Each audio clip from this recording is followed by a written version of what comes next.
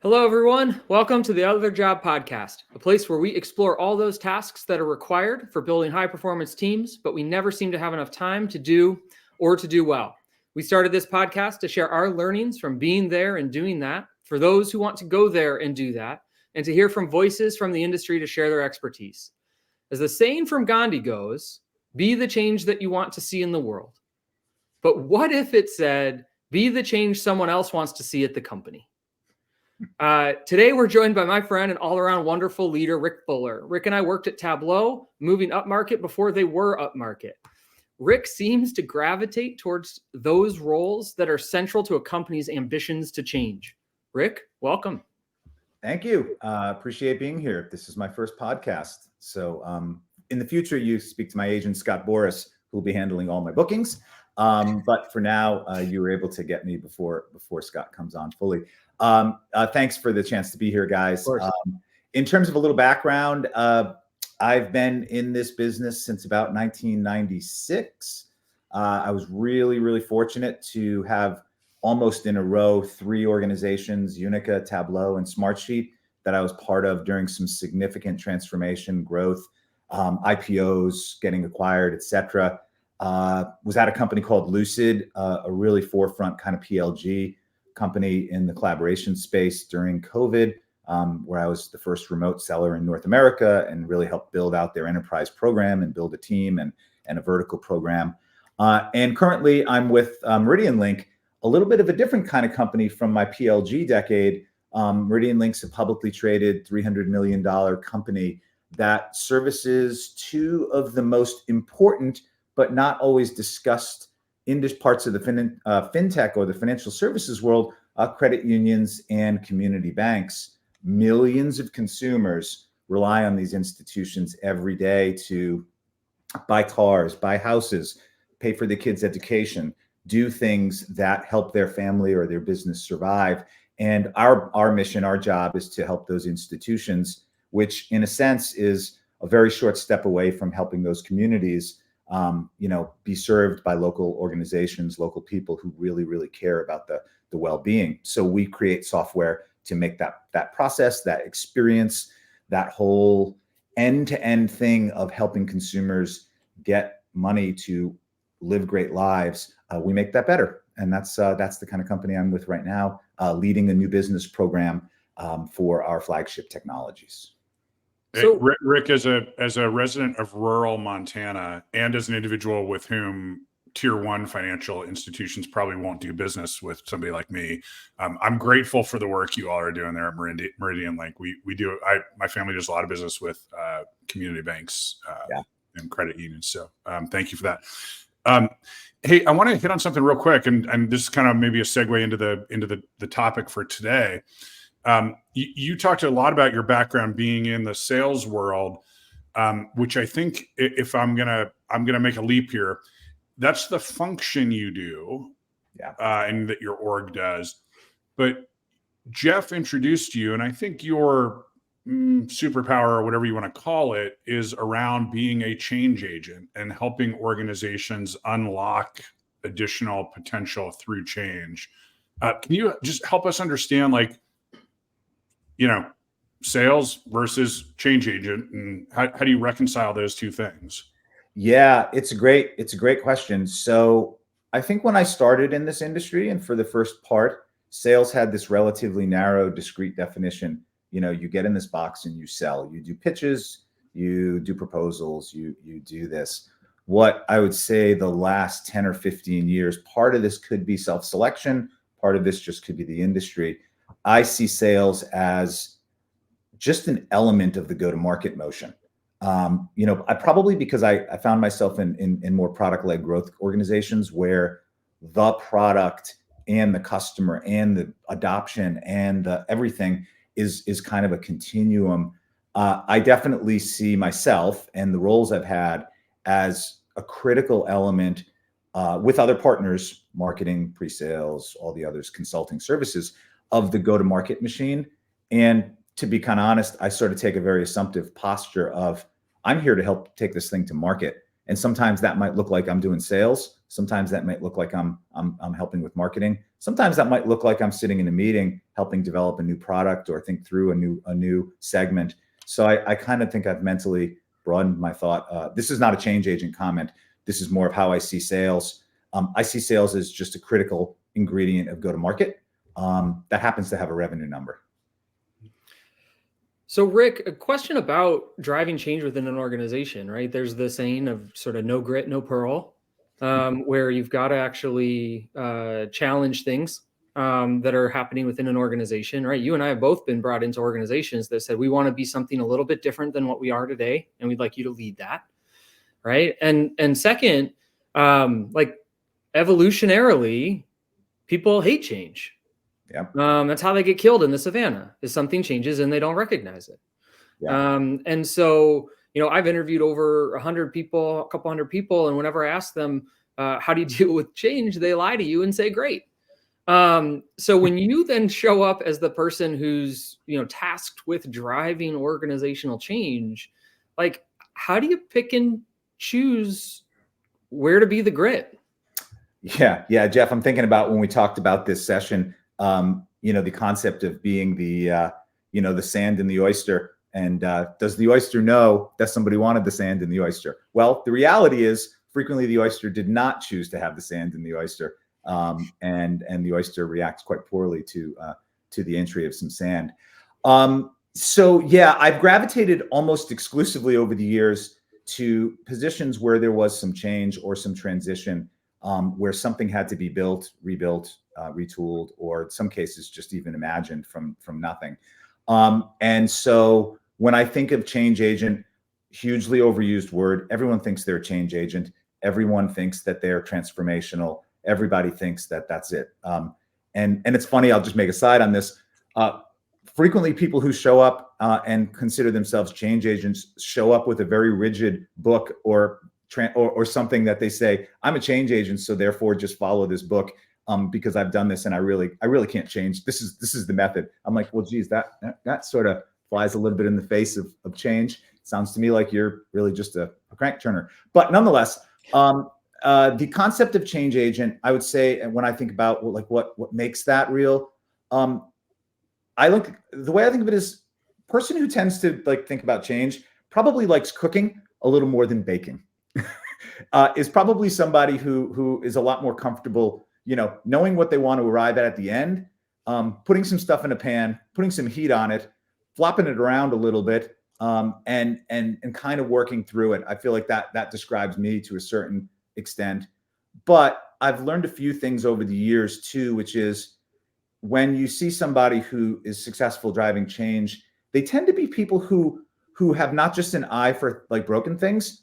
The sales world is filled with people who can identify broken things. It's almost an exclusive, I think it's a gene that just hasn't been identified and mapped. I find broken things. But people who I think succeed in driving change, whether they're a leader or whether they're an individual contributor, have a tendency to be fixers. They see things that are broken and they see pretty quickly to a better way. And then the final thing I would say about what the characteristics of change and being this kind of a change agent, kind of thinker, have a tendency to be people who ask for forgiveness over permission. However, I've learned over the years, there is a limit to where that works. And at certain levels in the organization, forgiveness over permission doesn't work. But as a general trait, forgiveness over permission has a tendency to be pretty well associated in my mind with people who sort of have this this interest in driving change, interest in improving in certain ways. I don't know. That's kind of how I think about it. Hey, so guys, a couple of comments. One, I get a lot of grief for my prolific use of analogies. I just got to say, y'all are taking it to a whole new level. We've gone from oysters to baking and cooking and all this stuff. So kudos there. Mad respect. Mad respect for both of you on the analogy front. Well, for this to be a win-win, Chris and Interlock, we needed to do that. We need a win-win. We are clearly not speaking the same language. But on a serious note, I want to go back to something Jeff pointed out, which is people don't do well with change. I actually have a slightly different opinion on this. I actually think people are okay with change as long as you tell them about it. I think what people don't like is being surprised. Yes. Like they join an organization expecting X, and then they wake up one day and realize, oh, you're halfway down the path to Y. Like that doesn't work for people. It doesn't work in our personal lives. It doesn't work in our professional lives. Like people don't like to be surprised. And so, Rick, I think the question I have for you is like, to what extent does just being good with communication make the whole change thing go a lot better? I think it's critical. I mean, I've learned mostly through failure and mistake that you can't drive or initiate or successfully change the way an organization works without getting into the interpersonal side of it, down to the people whose day just changed. And you've got to have this concept of, you've got to be really empathetic to the people who you're actually asking to change. It's not that hard to build a PowerPoint and to put together a great set of ideas that if we just could do them, everything would be better. Something I've also kind of learned along the way is I'll take a mediocre idea that everybody buys into and executes over a great idea that nobody does, every day of the week.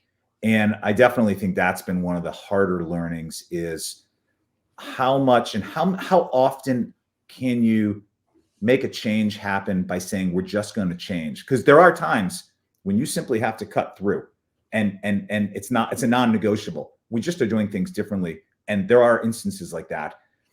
You maybe got one of those a year. You might have one of those a year, and the rest are bottom up interpersonal.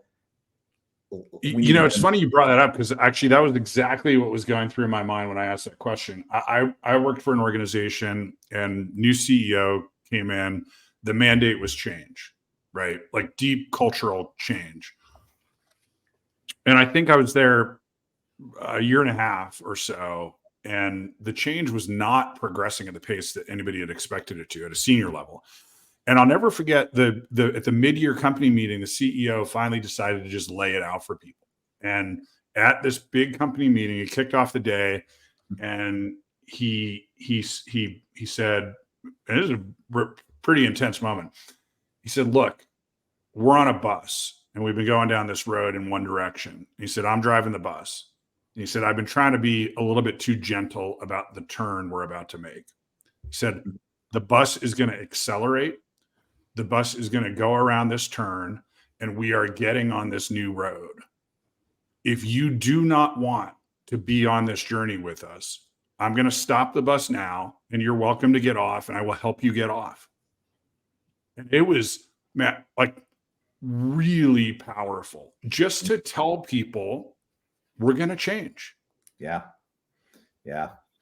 Jeff, I had one, when you and I worked together in a previous life, classic sales problem.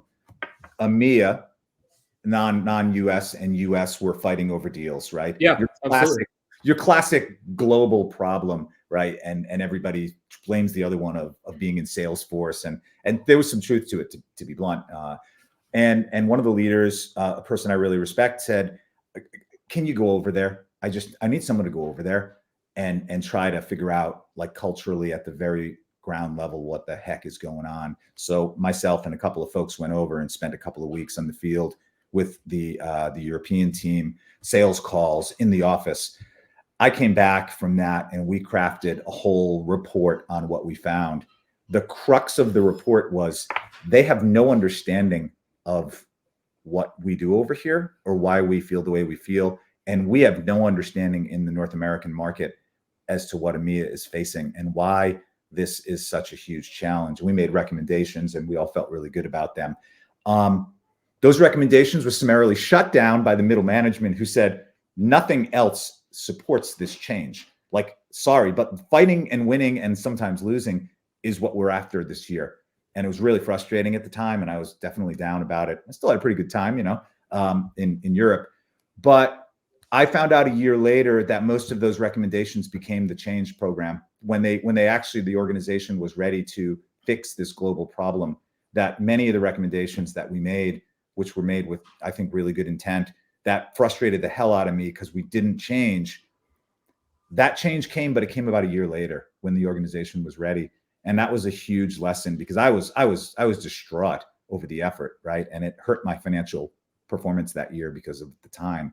But that was a big lesson of change agent kind of stuff. You can't dictate change sometimes in a way, even when you've got a really good idea. You got to be super patient in some scenarios to bring the boat along with you. Other times though, Chris, like you said, the change is coming and people need to make a choice, and they either need to buy in or they need to, opt out. And so what's the challenge? The challenge is knowing which one to do. Well, and the challenge, I think the other challenge is getting everybody to be okay with the fact that it's okay to opt out.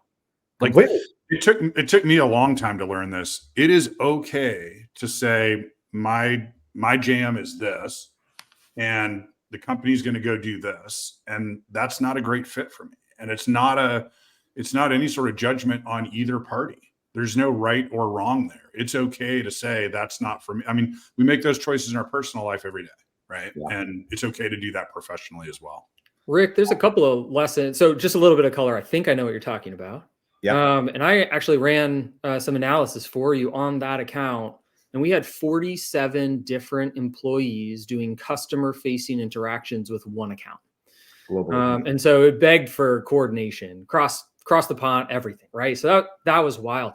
But the other thing that I think I've been tasked with asking and driving change within an organization, and I think I'm hearing a couple of things from you that I think are super important. I mean, first, an organization is not its own entity, regardless of what the Supreme Court says. It is just an assemblage of individuals. And so what that means is that you're asking people to change. Yeah. And there's a timing to that, right? Yeah. Like listen, if you ask someone to change when they're not ready, they actually become more entrenched. Yeah. Right. But then when they're ready, the change can happen quickly. And so it's, as a change agent, it's about laying that course forward and then making the situation acceptable to change. And sometimes it's a set of negative consequences, right? You miss your growth target. There's some sort of negative impetus that is the change catalyst, and then you get to do your thing. But like the timing and the synchrony of when the change can happen, like it feels like a door that opens, not forever, and closes. And if you try to walk through it at either time, you break your nose.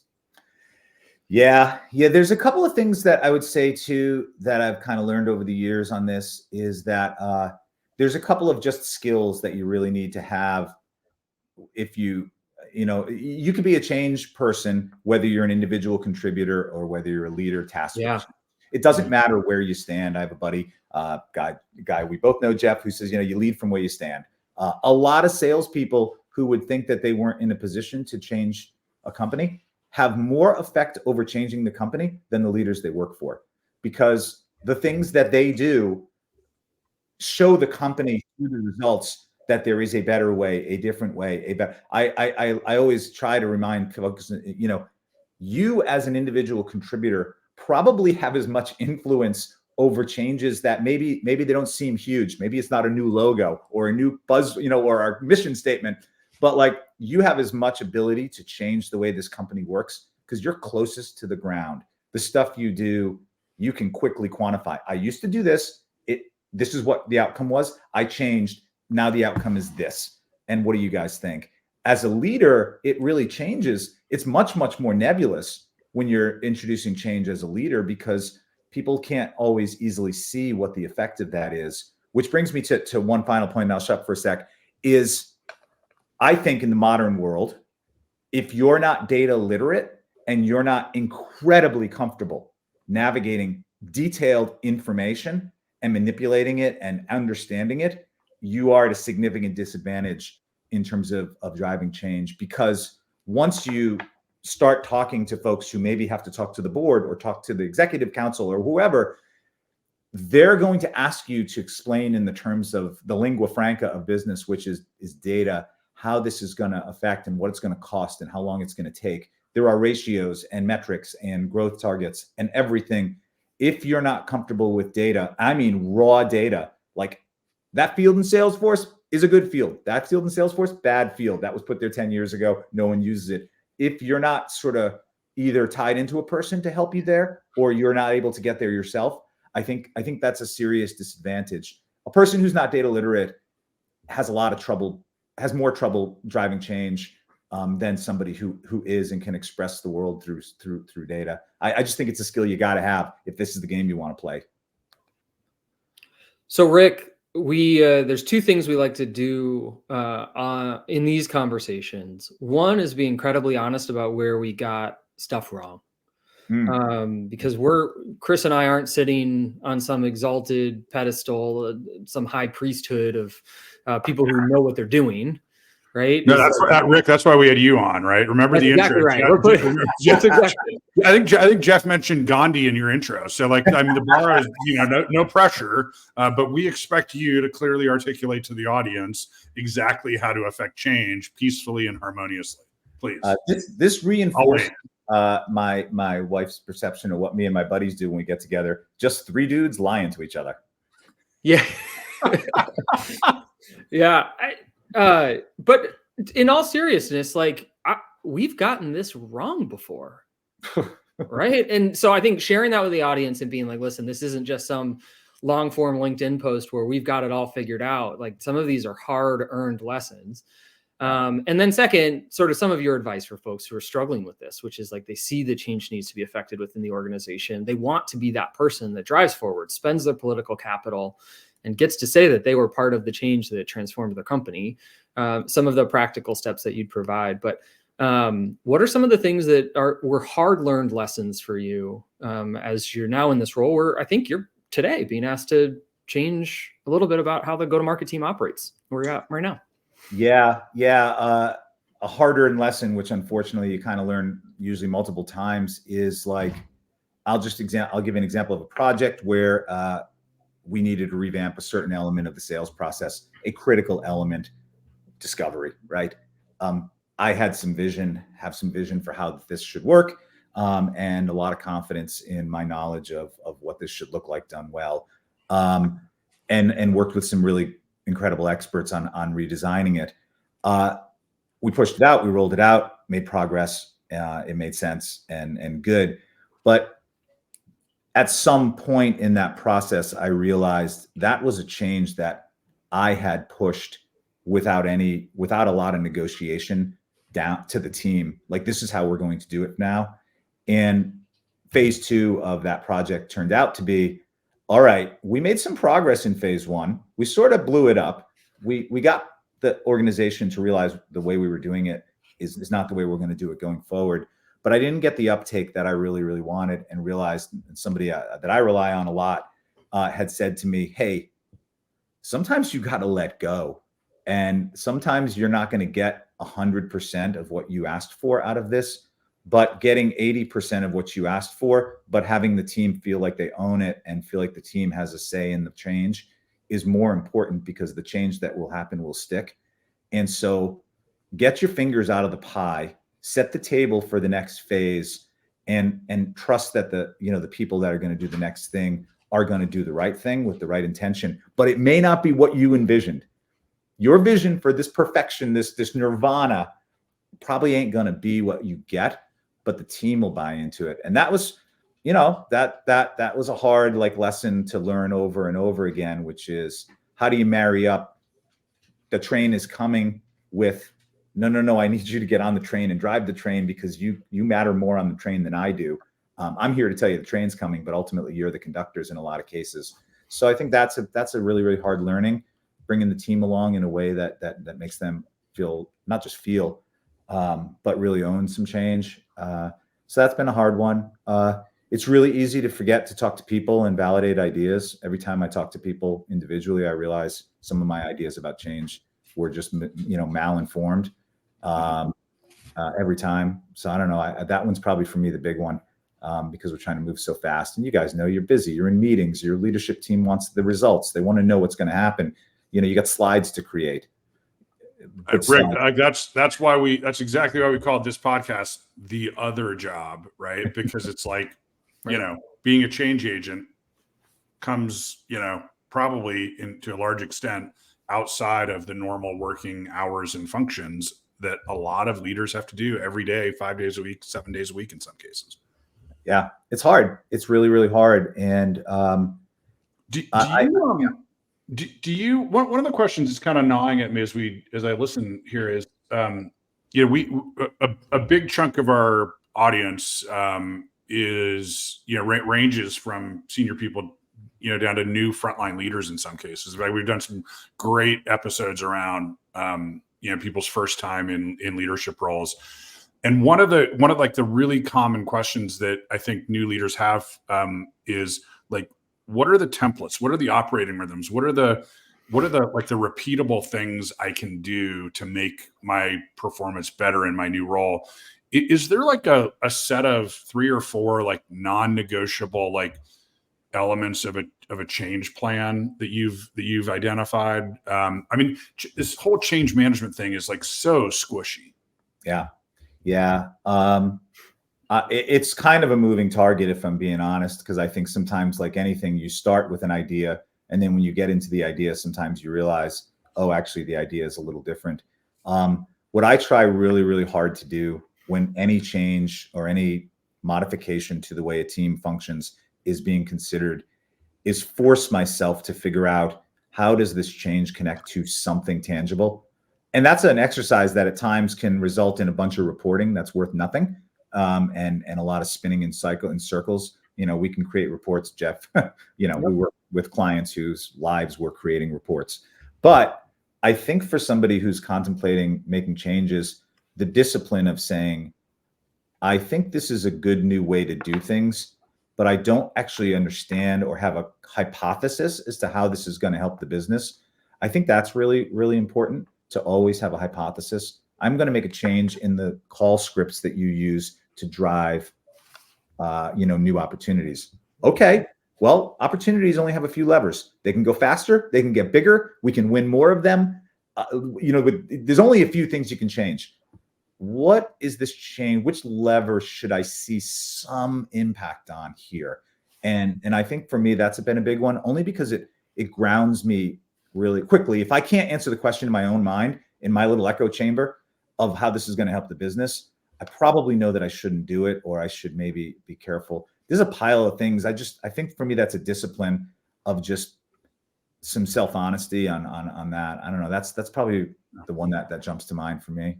Yeah, Rick, I mean, I'll add one there as well. I'm currently in a go-to-market marketing role, working with our partners. And one of the core aspects of any marketing effort is an A to B message.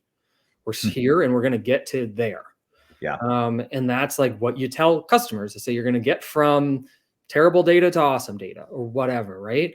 And buyers of your technology are kind of the same as your team, in which they have to buy in. They got to buy into your idea. And so, Chris, maybe to answer your question, one of the things I've gotten wrong in the past, because I've assumed that the A to B is self-evident to everyone because it's self-evident to me, which is a gigantic mistake, is to write down that A to B transition that you're asking people to go from. We are going to go from a feature-driven demo organization to a value-driven demo organization, and it will have the following results. And if people don't buy into that A to B, you're just going to be the guy with the idea that didn't make anything come of it. Yeah, right? And I think, Jeff, you're making a really valid point, which is you can't just say it once. Like, I think a lot of leaders fall into that trap. Every meeting. It's got to be every meeting. It's self-evident from there on out, right? Which is right.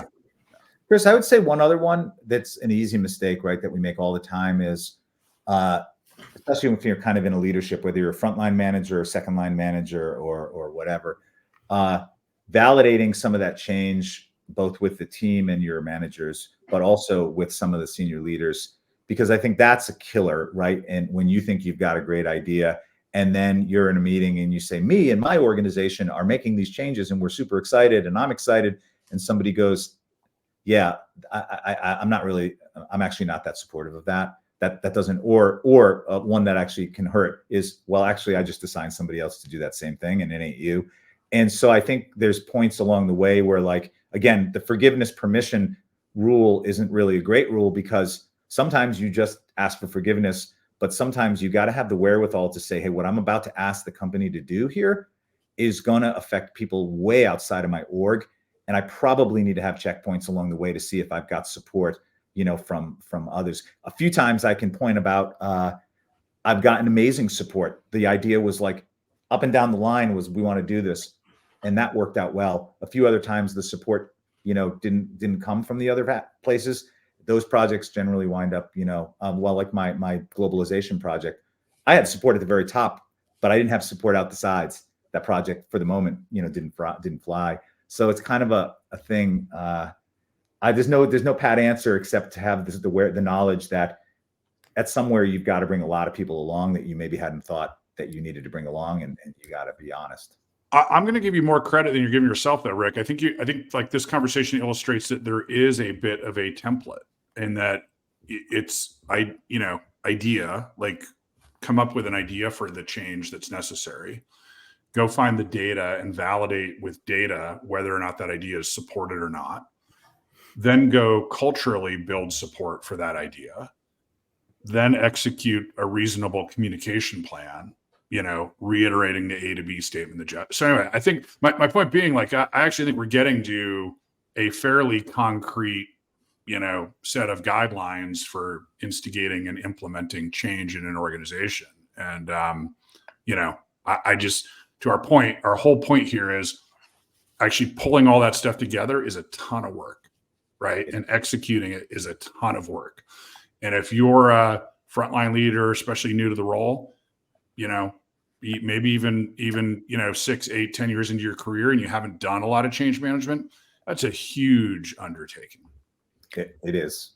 So Rick, I want to leave you with sort of the final word. And if our audience has listened to this point, I think this will be incredibly valuable, right?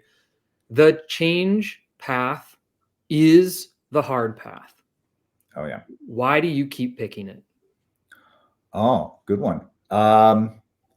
It's funny. Obviously, I'm in sales, so I care about income, or else I wouldn't be in a job where such a large chunk of the income is variable. That's one reason why I joined sales. However, as time has gone on, and I've been through a handful of these companies through these phases, I take a heck of a lot more pleasure looking back and seeing that, like, when I joined the company, and it's usually not just me, it's me and a group of people like this. I look back and I realize, wow, we actually, day to day, it was painful as hell. But looking back a year later or 2 years later, or in some cases 5 years later, you realize, holy smoke, our impact on that organization and some of the people in that organization was huge. And a lot of those people had success and, were able to provide for their families and get promotions, in some part because of, my interest in being a loudmouth and maybe pushing change that wasn't popular at the moment. I get a lot. That to me is really good. Like, I get a lot out of that. Because the truth told is, it doesn't always wind up being financially justified. This change thing, the money comes sometimes later and sometimes a lot later. Yeah. So you've got to, if this is what you are, if you're on LinkedIn and you're doing your LinkedIn influencer thing, and not every job where you're a transformational change agent who, you use the words that are out there. Not all of them turn out to be lucrative exactly at the time that you thought that they would be. You better be prepared for a really difficult path that sometimes when they monetize amazingly. Sometimes the satisfaction is the change. You got to be ready for that. And I don't know, that's what I enjoy that. I'm a freaking masochist. I come from Rhode Island, Rhode Island's a state where people are masochists, generally speaking. So maybe it's the Rhode Island. Rick, thank you very much for sharing with our audience your perspective and your journey through being a change agent in a bunch of companies, what's worked and what doesn't. Thanks for being here. Yeah, thanks for asking me, Jeff. Chris, good to see you today, sir, and congrats on the new. By the way, likewise. I'm still one of these episodes. We'll figure out whether you are the oyster or the sand, Rick. But until then, great to see you. Thanks again. Yeah. Take care, guys. Have a good one. Bye. Okay.